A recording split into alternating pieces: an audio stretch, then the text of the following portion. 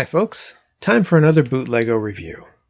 This is the 2015 Holiday Toy Shop set, a knockoff of LEGO set number 10249. As always, the decision to buy BOOTLEGO is a personal one, and we don't encourage anyone to do anything that's illegal in their jurisdiction. When I bought this set, I actually thought I was buying the Lepin version, but upon closer inspection, it appears that I bought a Lele version of this set. I didn't realize that both Lele and Lepin made different versions of this set.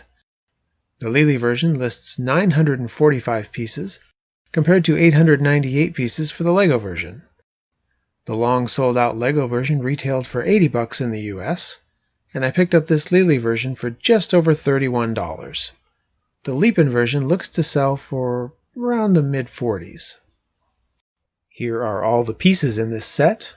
The bags are not numbered for easy sorting, but considering the set originally came out in 2015, that's not surprising. Also, since the set is under 1,000 pieces, it's not really that big of a deal. I had no missing pieces, and here are the extra pieces left over after the build. The two red pieces actually serve as the switch for the light brick in the LEGO version of this set, and maybe in the Lepin version too. But in this Lele version, the light brick has been replaced with something slightly different, which we'll look at later, so these pieces are useless. Here's the manual. As with Lepin, it's essentially a carbon copy of LEGO's manual, although this one is noticeably plainer and cheaper than even Lepin's manuals. The pages are very thin, and the color and print quality is a step down from Lepin, which in itself is a step down from LEGO. On to the good stuff. First, let's look at the giant, by minifigure standards, Christmas tree. This is great. It can be pretty difficult to make bricks look like organic objects, but this does a bang-up job. It's built up in layers, quite a bit like you actually see on a spruce, fir, or pine tree. The decorations on the tree are great and include 2 strings of lights. However, I'd like to point out what I think is the most noticeable difference between this set and the original LEGO set. The transparent yellow parts all have a very obvious green tint to them, rather than a warmer orangish yellow. In fact, they're so green I actually checked to see if they might be glow-in-the-dark pieces. They're not. The odd green tint is maybe not as much of a big deal on the tree decorations, but it certainly detracts in other spots, as we'll see. The set also comes with a brick-built ladder so you can pose a minifigure decorating the tree. The ladder has a small range of movement, ratcheting into a few different angles. And since this is a toy shop set, you'd better have some toys to put under that tree. Here are most of the toys included in the set. These are super simple builds, but you can definitely tell what each thing is supposed to be. Here we have a rocket ship, a biplane, a tugboat, a cargo truck, and a helicopter. And the rotor on the helicopter does spin. There's also a crate to put some of the toys, and a wrapped present with a printed letter tile on top. This is the same letter tile included in the 2017 Winter Village Station set. Best of all is this Jack-in-the-Box. I mean, how perfect is that? Note that the neck on my Jack-in-the-Box is not quite as extended as what's shown in the manual. For some reason I just thought it looked incorrect, so I found a way to shorten it a little by shifting around the parts. Like the 2016 Holiday Train set, this set includes a bench and street lamp vignette. Also notice that there is a pile of 1x1 white studs to be used as snowballs if you want your minifigures to get into a snowball fight. The bench is pretty much the same as the 2016 and 2017 holiday sets, but the street lamp here is quite a bit different, and I like it. The double globes are great. The big problem here is the greenish tint to those transparent yellow pieces inside the globes. Here's the toy shop from the front. The door does, of course, open, the lamp by the entrance swivels, and the toy shop sign rotates around its pole. Here's a better view of the window displays, and you can get a glimpse of that great 2-sided printed store sign. Here's the upper part of the shop from the front. Some very nice holiday decor going on up here. The roof pieces are hinged and move a bit, but not enough to allow access inside. The larger roof piece is hinged on one side only.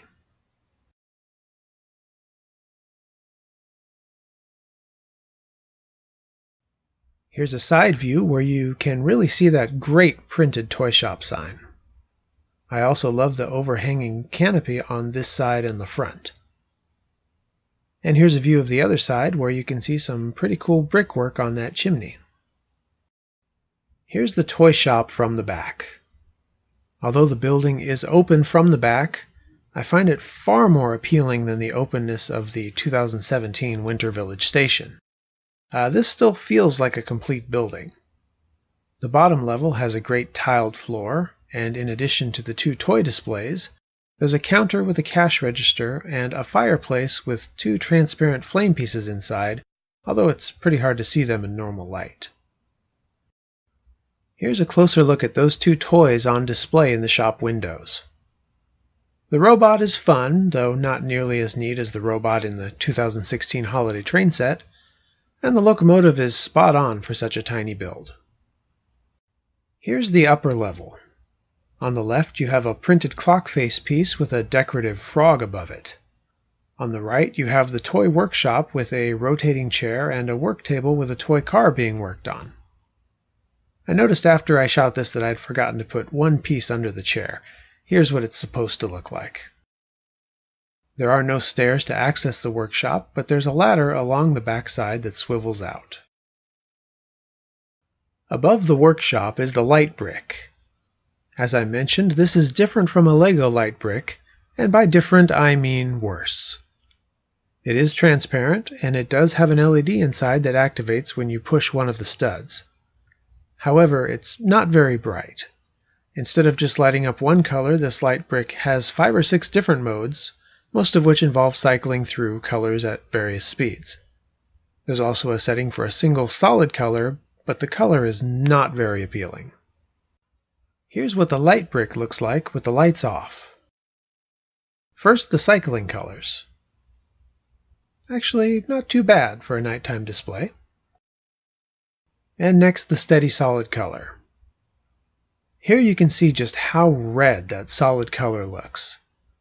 By contrast, the Lego light brick gives off a very warm golden light that just looks way better than this. Here are the minifigures for the set, including one honorary minifigure in the brick-built snowman. But even if you don't count him, that's still 8 minifigures. Since there are so many, we'll look at them in groups. These man and woman figures are probably the least Christmassy figures in this set.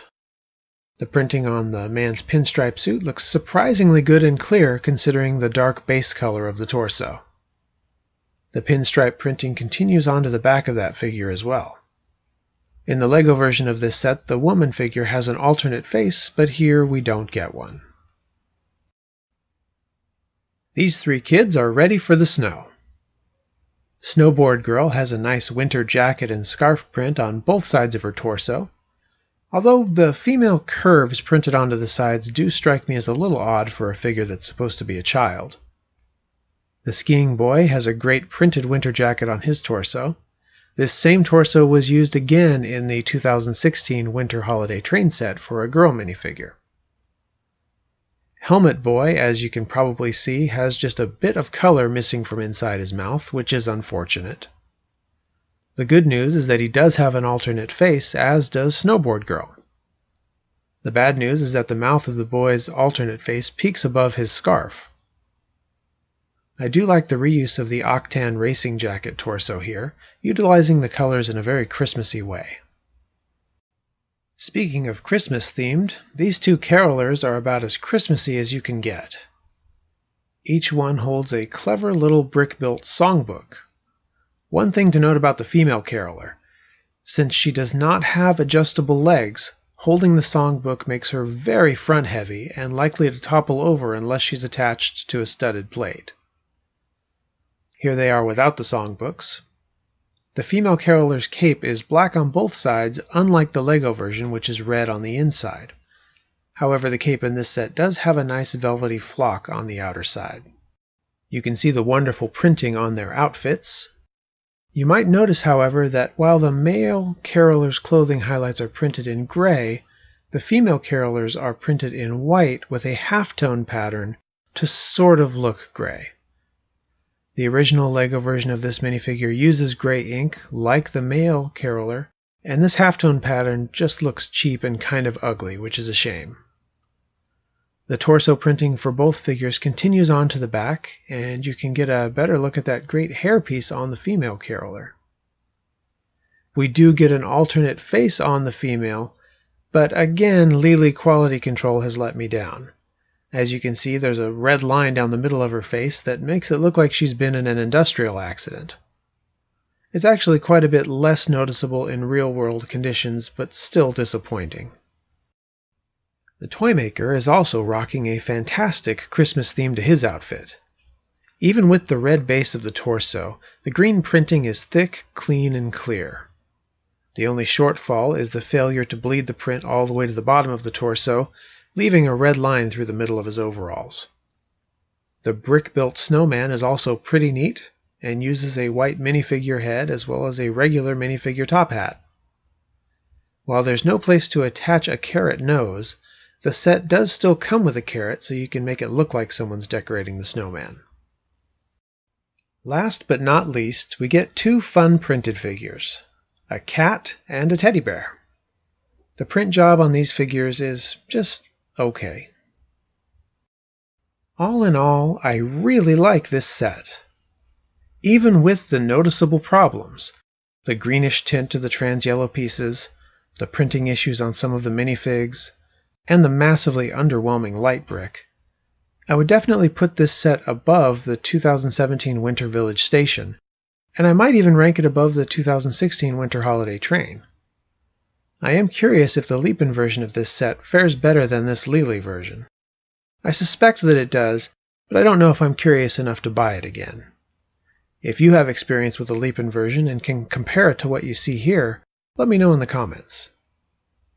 That's all for now. Thanks for watching. We'll have more BOOTLEGO reviews soon, so keep checking back.